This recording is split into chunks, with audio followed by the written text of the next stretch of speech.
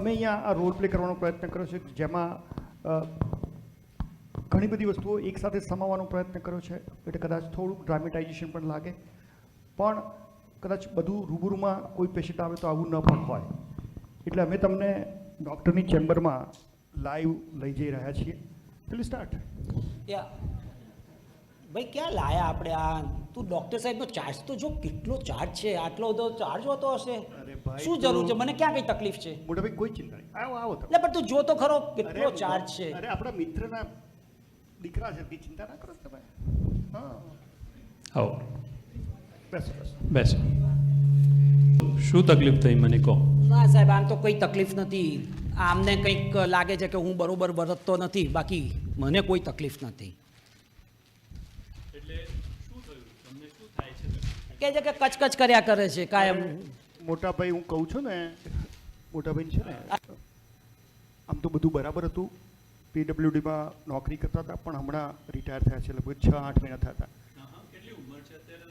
58 વર્ષ આપીને સમજાવો ને કે કેવી રીતે ચિંતાઓ તમને કેમ લાગે કે ચિંતાઓ કરે છે પહેલા સેજે ચિંતા નહોતા કરતા પણ હવે તો એટલી બધી ચિંતા કર્યા કરે કે બારી બારણા ચેક કર્યા કરે આમ સાહેબ આ પોઈન્ટ ઉપર હું તમને સમજાવું શું છે કે ઘરે દીકરા દીકરીઓ જાય ઘરમાં હું અને મારા વાઈફ એકલા આવીએ હવે એકલા આવીએ તો ચેતવું તો પડે ને એટલે બારણું બંધ કરું અને ચેક કરું કે લોક બરોબર થયું છે કે નહીં અરે મોટા ભાઈ ચેક તો નર્સ સાંસો કે કહેવત સુધી પૂરતી જાય પણ કેટલી વાર ચેક કરાય એટલે એક વખત ચેક કરું છું 3 વાર ચેક કરે અને કોઈ જે બારણું ખુલ્યું હોય ફટ લઈને બંધ કરે અરે ભાઈ પેલે બહાર જવાનું હોય કામવાળી બેનને આવવા જવાનું હોય અંદર કરવાનું ફટ લઈને બંધ કરે અરે એવું ના કરાય અને એવી ચિંતા કરે અને બીજું શું થાય પેલા સ્ટાફ જ્યાં બીજે પેલી કામવાળી અમારા ઉપર પોતા કરવા જાય તો પાછળ જાય કે ચોરી તો નહીં કરતી હોય ને સાહેબ હવે જો આ જે વસ્તુ છે તમને ખબર છે હમણાં જ મારા એક મિત્ર એ બેન અમારે ત્યાં આટલા વખતથી કામ કરે છે 25 વર્ષથી કઈ એક રૂપિયાનો પૈસો નથી ગયો અને ભાઈને હવે ચિંતા થાય છે સાહેબ હમણાં જ મારા એક મિત્રએ મને કહ્યું કે સ્ટાફ આ રીતે ઉપર ગયેલો 10 મિનિટ સુધી પાછો ના આવ્યો એટલે એ ભાઈ જોવા માટે ગયા તો એ જે કામવાળા બેન હતા એ પાવડર લઈ અને લગાડતા હતા અને લિપસ્ટિકે કરતા હતા પણ આપણે દિવસે તો એના ઘરમાં કર્યું કાલે આપણા ઘરમાં કરે પણ આ બેન આ રમાબેન આપણે તો આટલા વર્ષથી કામ કરે છે બરોબર છે પણ લાઈક સી હંમેશા ધ્યાન રાખતા રહેવું પડે બોલો પછી પાસે શું કે પછી કહેવત કે ચેતો નરસદા શું કે અરે ભાઈ શું સુખી આ તમે દુખી થઈ ગયા અને અમને દુખી કર્યા શું હું કોઈ દુખી નથી આ તો તું કહ્યું એટલે હું અહીંયા આવ્યો બાકી મને તો કઈ જરૂર નહોતી લાગતી મને કઈ જરૂર નહોતી અરે અમારા ભાભી તો થાકી ગયા છે એટલી બધી ચિંતા કરે દીકરો એમનો બહુ સરસ સેટ થઈ ગયો છે એ જોબ કરવા જાય એટલે પૂછે કે ભાઈ પહોંચ્યો અરે ભાઈ દીકરો તો પહોંચી જ જવાનો છે રોજનો રસ્તો છે પણ રોજ ફોન કરીને પૂછે ભાઈ પહોંચ્યા પછી કે બપોરે ખાધું ભાભી થાકી ગયા હતો ભાભી મને કીધું ખાસ ડૉક્ટર સાહેબને કહેજો બસ સાહેબ જુઓ રાતના 8 વાગે એનો આવવાનો સમય હોય વરસાદનો સમય હોય તમને તો અમદાવાદના રસ્તા ખબર છે ને ગમે ત્યારે ભૂવો પડી જાય ગમે ત્યારે ગટર ખુલ્લી હોય હવે 15 મિનિટ મોડો આવે તો ચિંતા ના થાય એમાં આપણો દીકરો પડશે ભૂવામાં તો લખીને રાખ્યું છે કે અહીંયા નહીં પડે સારું તો વિચારો અરે પેલો ભાઈ આટલા વર્ષોથી સરસ ડાયો દીકરો ફર્સ્ટ ક્લાસ ચલાવે છે ફર્સ્ટ ક્લાસ પાછો આવે એને ખબર છે ઘરનો રસ્તો કયો પણ ભાઈ પૂછે ભૂવો ગમે ત્યારે પડી જાય છે ક્યાં કોઈને ખબર હોય છે મને ભૂવા પાસે લઈ જવા પડશે એવું લાગે છે અમને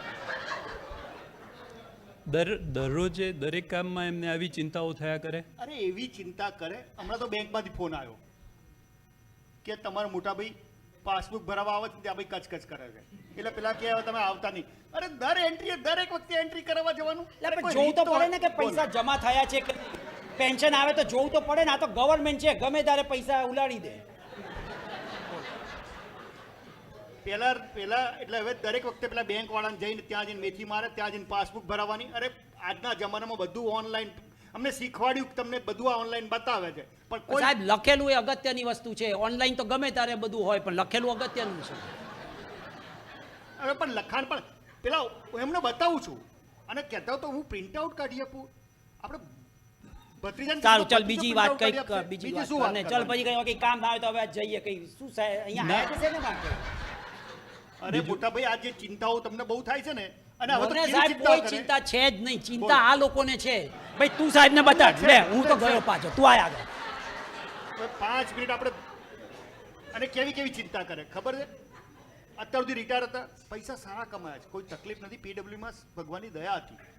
પણ પછી હવે શું થાય છે કે બહાર શાકવાળી આવે ને તોય એના ભાવમાં ચિંતા કર્યા કરે, કાં તો આ મોંઘું છે ને 100 રૂપિયા કિલો ને 500 રૂપિયા કિલો ને 50 રૂપિયા કિલો. અરે ભાઈ તમે ખાવા પીવામાં ધ્યાન રાખો ને.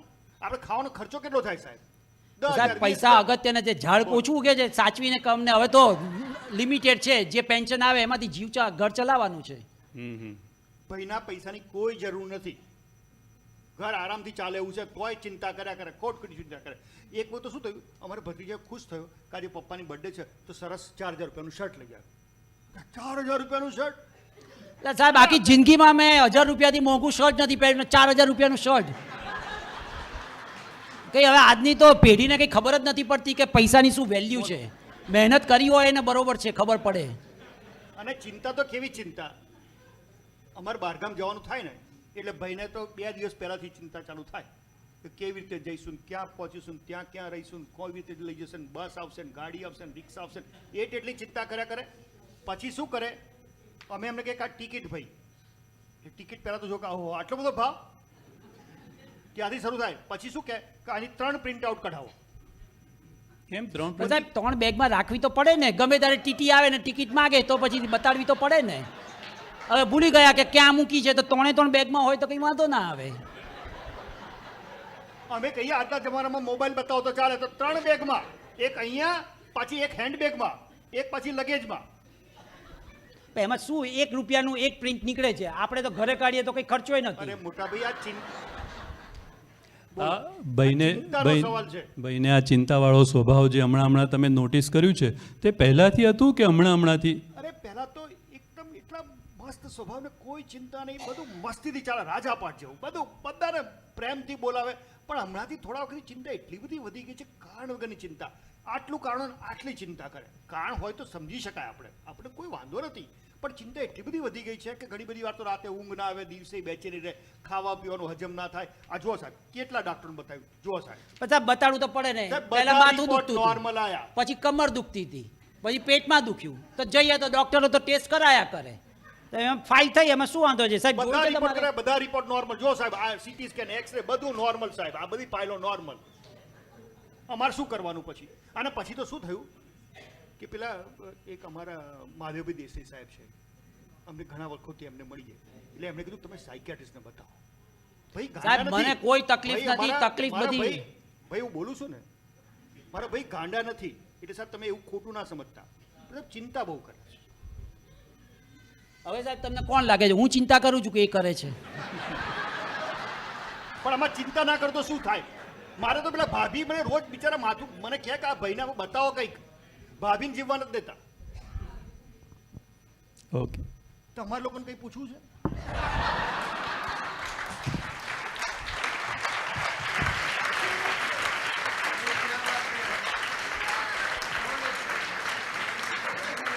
એક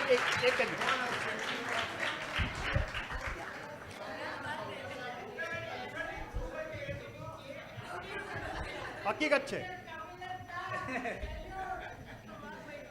પણ ના, મારો પ્રશ્ન જુદો છે. તમારે ડૉક્ટર સાહેબે, મોટા ભાઈએ, મેં કોઈ વસ્તુ પૂછવાની બાકી રાખી હોય કે તમને એવું લાગે કે આ વસ્તુ પણ પૂછી લઈએ, તો ઓલ યોર્સ, તમારે કંઈ પણ પૂછો તો feel free to ask.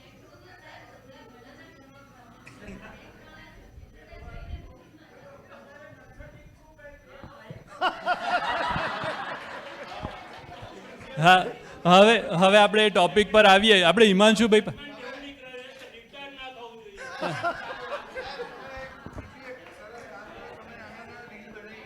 Reel બનાવીને મૂકી દઈએ. યસ. એટલે હિમાંશુભાઈ પાસેથી આપણે સમજીએ કે આવો ચિંતાવાળો સ્વભાવ ઘણા બધાને આપણે આપણા ઘરમાં ને આપણા ઘરની આજુબાજુમાં થતા જોયો છે, અને તે પણ અમુક સમય પછી આવું થતા બહુ જ રેપિડલી જોયું છે. તો આપણે હિમાંશુભાઈને પૂછીએ, તમે જોયું છે ને આવું? હા, ચિંતા થવી એ સ્વાભાવિક છે, પણ કારણ આટલું અને ચિંતા આટલી થાય, કારણ આટલું અને ચિંતા આટલી થાય તો દેટ ઇઝ ઓકે. કારણ આટલું હોય અને ચિંતા આટલી થાય તો દેટ ઇઝ ઓકે. પણ વધારે પડતી ચિંતા થાય, જેને કારણે પોતાનું સ્વાસ્થ્ય જોખમાય, રૂટીન પ્રવૃત્તિ પર અસર થાય, તો દેટ ઇઝ નોટ ઓકે. એ દૂર કરવા માટે જેમ મેં આગળ તમને બતાવ્યું કે રેગ્યુલર એક્સરસાઇઝ કરો, રેગ્યુલર ડાયટને બધું બરાબર રાખો, ઊંઘ બરાબર કરો, એવા મિત્રોને મળો, નવી વસ્તુઓ શીખતા જાઓ, નવી વસ્તુઓના સંપર્કમાં રહો. જો આ બધું કરતા રહો તો પ્રમાણમાં તમારું ચિંતાનું લેવલ ઘણું બધું ઓછું થઈ જાય. સર આ કોઈ પર્સનાલિટી રીતે હોય, ટાઈપ એ પર્સનાલિટીના લોકો ટાઈપ એ પર્સનાલિટી એ થોડાક વધારે એન્શિયસ પર્સનાલિટી છે, એ લોકોને આવું થઈ શકે, એવું લોકોને આવું થવાની શક્યતાઓ વધારે છે. પણ આવું વધારે થતું હોય તો પછી કદાચ તમારે કોઈ સાયકિયાટ્રિસ્ટ કાં તો સાયકોલોજીસ્ટને મળવું પડે, એટલે ચોક્કસ પ્રકારે કાઉન્સેલિંગ ને બધું કરવામાં આવે તો એનાથી ફાયદો થાય. અથવા તો વધારે એવું થાય તો આગળ જતાં દવાઓ પણ લઈ શકાય. દવાઓ વિશે ઘણી બધી ગેરમાન્યતાઓ છે, એટલે એ ગેરમાન્યતાઓના કારણે ઘણા બધા લોકો માનસિક રોગની દવાઓ અથવા તો એન્ઝાયટીની દવાઓ લેતાઓ અચકાતા હોય છે. પણ આ દવાઓ એટલી જ સામાન્ય દવાઓ છે, એટલે એ દવાઓ લેવાથી કોઈ એવું નુકસાન નથી થતું હોતું. કોઈક દવાથી હેબિટ ફોર્મેશન થાય એવું થતું હોય કે એનાથી બંધાણ થઈ જાય, પણ બંધાણ થાય તો એ બંધાણ ધીરે ધીરે દવાઓ જ્યારે ઓછી કરવામાં આવે તો બંધાણ દૂર પણ થઈ શકે. અમુક પ્રકારની ડિપ્રેશનની દવાઓ પણ લઈ શકાય. એટલે ઘણી બધી વાર લોકો ડિપ્રેશનની દવાઓ વિશે પણ ઘણી બધી ગેરમાન્યતાઓ છે કે ભાઈ ડિપ્રેશનની દવાઓ લેવાય, ડિપ્રેશનની દવાઓ ના લેવાય. ઘણી બધી વાર છાપામાં પણ એ પ્રકારના લેખ આપતા હોય છે, જેના કારણે ઘણા બધા દર્દીઓ એ દવાઓ બંધ પણ કરી દેતા હોય છે, જેના કારણે પણ ઘણી બધી વાર મુશ્કેલીઓ ઊભી થતી હોય છે. એટલે જરૂર પડે તો ડિપ્રેશન હોય, એન્ઝાયટી હોય તો એની દવા લેવી જોઈએ. દવા ન લેવી હોય તો કાઉન્સેલિંગ કે ચોક્કસ પ્રકારની સાયકોથેરાપી કરવામાં આવે કે જેને કારણે પણ આ પ્રકારની ચિંતાઓ ઓછી થઈ શકે, એ પણ કરી શકાય. પહેલાં તો જો સામાન્ય લેવલની એન્ઝાયટી ચિંતા થતી હોય તો પહેલાં તો તમને જેમ આગળ અમે ચર્ચાઓ કરી કે તમે તમારા ડાયટ ઉપર કંટ્રોલ કરો, તમારી ચિંતાઓ દૂર કરવા માટે તમારા મિત્રો સગા સંબંધીઓ જોડે વાતચીતમાં રહો, તમારા પ્રશ્નોને વધારે સારી રીતે સમજવાનો પ્રયત્ન કરો, તમે નોટપેનનો ઉપયોગ કરો કે જેના કારણે તમે તમારી વસ્તુઓને સારી રીતે નોંધી શકો, કે જેના કારણે તમારે જ્યારે જરૂર પડે ત્યારે ફરી પાછી રિટ્રાઈવ કરી શકાય. જો આ પ્રકારના થોડાક નાના મોટા ઉપાયો તમે કરો તો તમને આ બેઝિક ચિંતાથી ચોક્કસ દૂર કરી શકાય. પણ જો પેથોલોજીકલ, અમારી ભાષામાં જેને વધારે પડતી કહીએ, તો પછી એની સારવાર કરવી પડે.